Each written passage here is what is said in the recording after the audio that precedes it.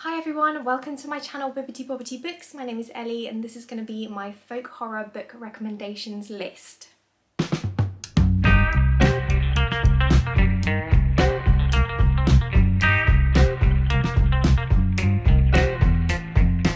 So folk horror movies are some of my favourite movies to watch, and I'm so interested in reading more books within this genre because I think I'm going to really enjoy them. And I've actually only read a handful of folk horror books and I really struggled to find recommendations online, so I did a bit of research and I've compiled a list of books that I think would work really well within this niche, and I thought I'd share them with you because you might also be on the hunt for some folk horror book recommendations, and so I hope this is useful to you.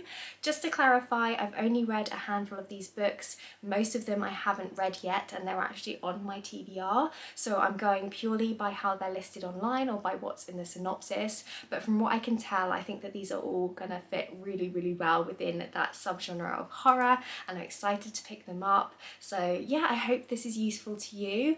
Please do drop me a comment down in the comment section if you have any further recommendations, because I am on the hunt for more books within this subgenre of horror, and also I want this to be a really useful resource for anyone who happens to stumble across this video, so hopefully they can go away with, you know, a big pool of recommendations. So hopefully you know, they'll find one from my list that I'm going to say, but also some more in the comment section as well. So hopefully we can help each other out and we can just create a massive TBR of folk horror books. That's the goal. But yes, I have 10 books to share with you today and I'm very excited. But before we jump in, I just want to talk briefly about what I mean when I say folk horror.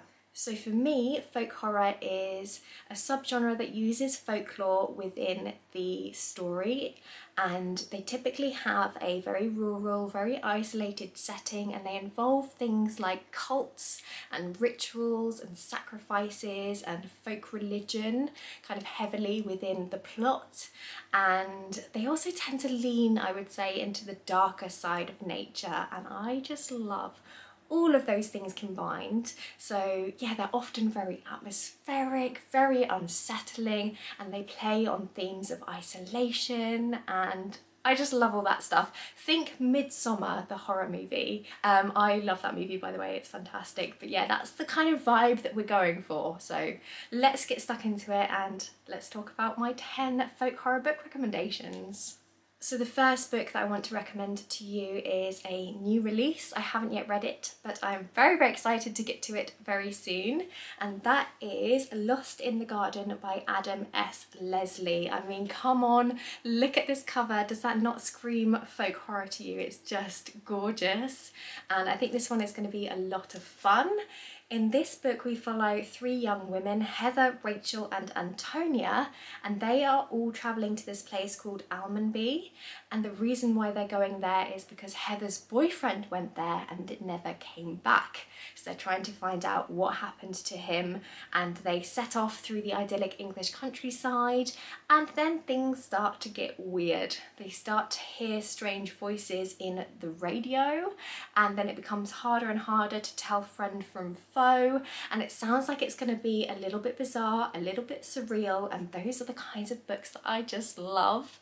It says it's creepy, dreamlike, unsettling and unforgettable. It says you're about to join the privileged few who come to understand exactly why we don't go to Almonby. Okay, so my next recommendation for you is Devil's Day, written by Andrew Michael Hurley. So in this book we follow our main character John, who is returning to the Lancashire farm where he grew up because he is going for his grandfather's funeral, who, you know, he obviously recently passed away. I think he's travelling there with his new wife.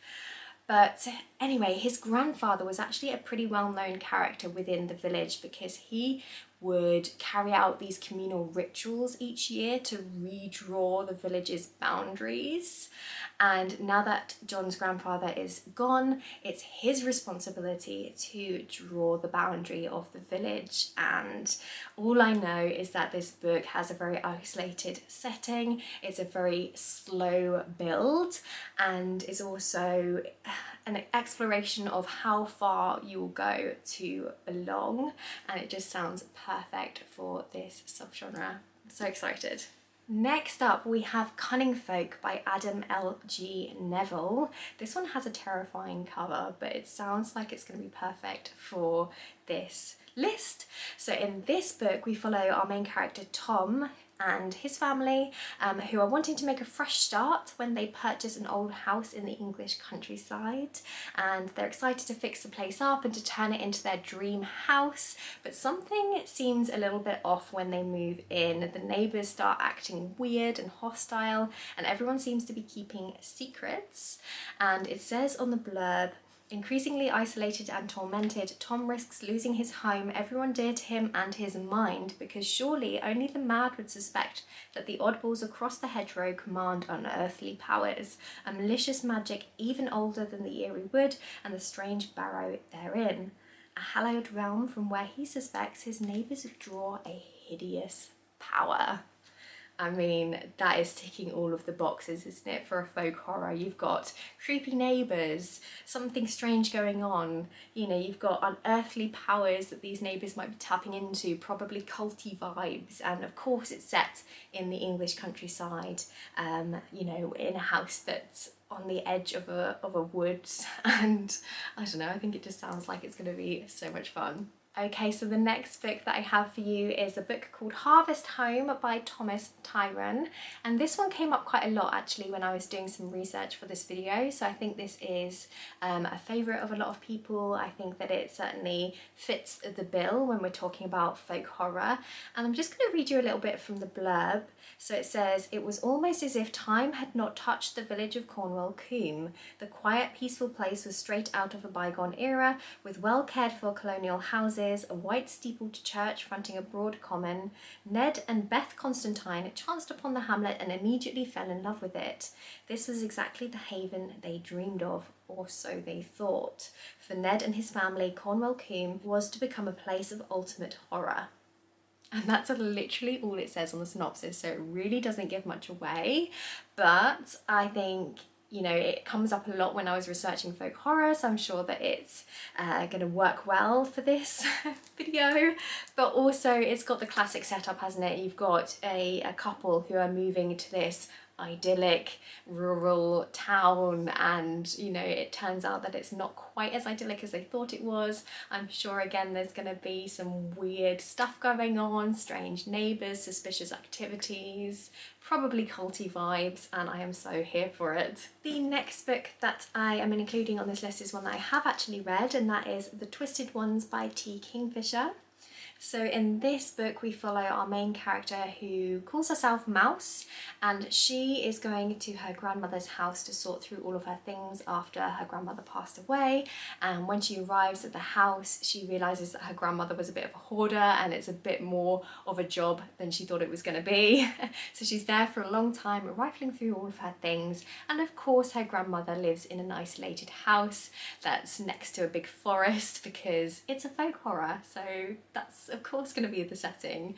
And as our main character is going through all of the things, she stumbles across this journal that was written by her grandfather, I believe, or at least her grandmother's husband. And he's now passed away, but the journal has some really strange things in it, and at first Mouse thinks that it's probably just the ramblings of an old man who is perhaps losing his mind a little bit to dementia, but then she starts to experience some of the things that he was talking about in his journal. And that's all I'm going to say. This fits the bill because it has that rural setting, we've got a forest, and it does lean into some folk lore elements. I don't want to say too much because I don't want to give things away, but if you're looking for something that has that kind of an atmosphere, I think this one would work well.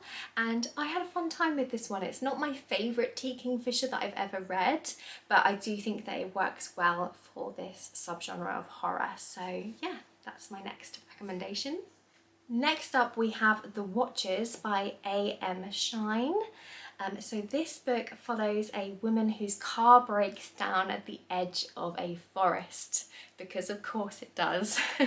And she is left stranded and is forced to go into the dark woodland, and then she finds this woman who is like shouting at her and urging her to go and to run into this concrete bunker. So she obviously thinks that like something is wrong, so you know, follows her instruction and goes and hides in this bunker. And that's all I'm gonna say. The blurb does give a few more details on it, but I have a feeling this is gonna be one of those books where it's better to go into it knowing less and having, you know, no expectations, and then I think you'll have the full experience of the horror, if that makes sense. So I'm not going to say anything more, but basically I'm sure we will find out who the Watchers are and what is going on within this forest. And it has that setting, obviously, doesn't it, that we're looking for, that naturey setting, and we have an isolated woman out in the forest. I think it's going to work really well, and I've also heard some fantastic things. I feel like this gets quite high ratings, so I'm excited to give that one a read, probably in the autumn season. Next up we have Pine by Francine Toon. So in this book we follow Lauren and her father, who live in the Highlands in a remote village surrounded by pine forests. You can sense a theme here, can't you? I feel like most of these books are set in or near forests, but that's the vibe that we're going for. And in this book, Lauren's mother actually went missing 10 years ago, and her father are still trying to come to terms with their loss. And I think this one would be really good to pick up in autumn as well, because it actually opens on Halloween when a woman stumbles into the road. I think Lauren and her father are just going out on a drive, and this woman just stumbles in front of their vehicle. And so they take this woman back home with them and offer her shelter. But in the morning, the woman is gone, and Lauren's father doesn't recall anything about that happening. So he doesn't recall the woman, he doesn't remember bringing her back, and that's the setup of the story. So yeah, it sounds creepy, it sounds atmospheric, it's described as being very dark and claustrophobic, and it just sounds like all the things that you want from a good folk horror novel. The next book that I've got on this list is Star of Acre by Andrew Michael Hurley. So this one follows a couple who have tragically lost their son at the young age of 5, and they live in a place called Star of Acre in a house by the moors, and the mother, Juliet, actually is convinced that their son is still living with them in some form. Sounds absolutely terrifying. And so she goes and she seeks some help from a bunch of occultists, because of course you do. And the father is actually trying to process his grief, and he is kind of obsessed with digging up the land, and he's trying to search for this legendary oak tree, and both end up uncovering more than they set out to. So yeah, and it says on the blurb that this is a novel about the way in which grief splits the world in two, and how in searching for hope we can so easily unearth horror. So yeah, I feel like this one obviously leans into the grief horror subgenre, but I also feel like it has some elements to it that would work well for folk horror as well. Obviously it's got that rural setting, the house is out on the moor, the mother kind of approaches some occultists, and there's definitely some paranormal sort of like folk elements to this story, and I don't know, it sounds creepy, it sounds eerie, it sounds unsettling, and it sounds like it's going to be a fun time. So yeah, I'm excited to try that one. Okay, so next up we have The Ritual by Adam Neville. So this is one that you might have heard of before because it was adapted into a movie that was pretty successful. So you might be familiar with this story already, but essentially we follow university friends who are reuniting for a hiking trip in Scandinavia, and we watch as they struggle to reconnect, tensions rise, and they become lost in the forest. And then eventually they stumble across an isolated house, and they find the remains of old pagan sacrifices and ancient artifacts. And the tagline on the back says, "This place of dark ritual is home to a bestial predator that is still alive in the ancient forest, and now they're the prey." Okay, so next up we have something a little bit different. This one is Jackal by Erin E. Adams. So I would say this one probably leans a little bit more towards the mystery thriller genre rather than the horror genre, but I do think that it sounds like it's got some elements that you'll find in folk horror stories as well, and I think it sounds like a really fun, really unique and really interesting story, so I definitely wanted to include it on this list. And the tagline for this one says, "A young black girl goes missing in the woods outside her white Rust Belt town, but she's not the first and she may not be the last." So yeah, this one follows our main character Liz, who is reluctantly returning to her hometown because her best friend's getting married, and on the day of the wedding the bride's daughter Caroline goes missing, and the only thing that's left behind is a piece of white fabric that's covered in blood. And obviously the police get involved and they start combing the trees for Caroline, but Liz is the only one who notices a pattern because she's seen this happen before. So it turns out the only other black girl in Liz's school when she was younger ended up walking into the woods with this mysterious man, and she was later found with her chest cavity ripped open and her heart missing, which was just horrific. And basically we're now following Liz as she's going through and digging around in the town's history, and she's uncovering kind of a really disturbing and horrifying secret about the place. And it turns out the children have been going missing in these woods for years, all of them black and all of them girls.